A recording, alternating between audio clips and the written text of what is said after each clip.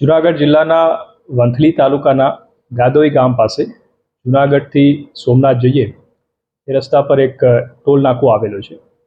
મીડિયાના માધ્યમથી એ અહેવાલો પ્રસિદ્ધ થયા હતા કે ત્યાં એક નકલી ટોલ નાકું બનાવી અને ટોલ ટેક્સની ઉઘરાણી કરવામાં આવી રહી છે.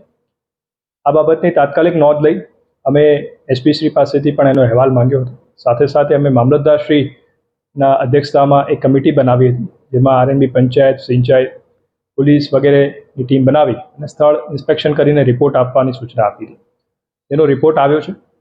રિપોર્ટના જણાવ્યા પ્રમાણે ટોલ નાકાના જે મેનેજર છે એમને ગામ લોકોની સામે એક ફરિયાદ નોંધાવેલી છે અને સામે ગામ લોકોએ પણ ટોલ નાકાના જે મેનેજર છે એની સામે ક્રોસ ફરિયાદ નોંધાવેલી છે, જેની તપાસ પીઆઈ વંથલી કરી રહ્યા છે આગળ.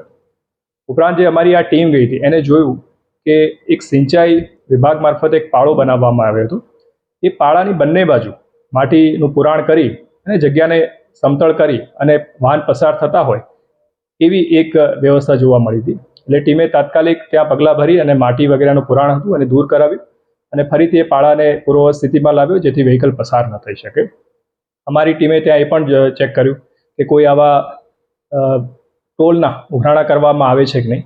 તો સ્થાનિક લોકો સાથે વાતચીત કરી, જે રાહદારીઓ તેની સાથે વાતચીત કરી, તો જોવામાં આવ્યું કે એવા કોઈ અનધિકૃત રીતે ટોલનો ઉઘરાણી કરવામાં આવતી હોય એવું ધ્યાને આવ્યું નથી.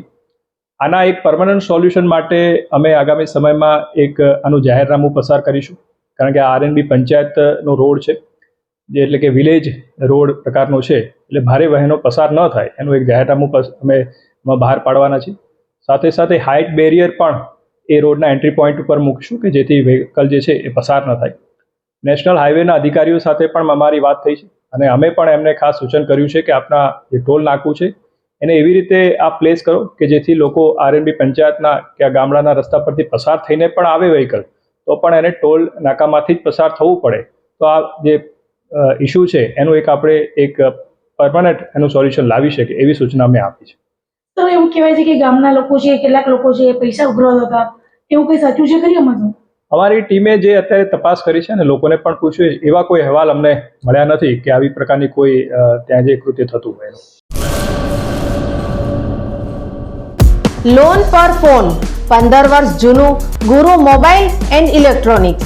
દરેક કંપનીના જૂના અને નવા મોબાઈલ લોન ઉપર મળશે અને ઇલેક્ટ્રોનિક્સ આઇટમો ફ્રીજ, ટીવી, વોશિંગ મશીન. ગુરુ મોબાઈલ એન્ડ ઇલેક્ટ્રોનિક્સ, સંતોષી માતાના મંદિર પાસે અને અમારી અન્ય બ્રાન્ચ ગુરુ મોબાઈલ પોઈન્ટ, આભા હોટલ નીચે, પેટ્રોલ પંપ સામે, ભુજ. તો મેળવો લોન પે ફોન અને તમામ ઇલેક્ટ્રોનિક્સ એપ્લાયન્સીસ.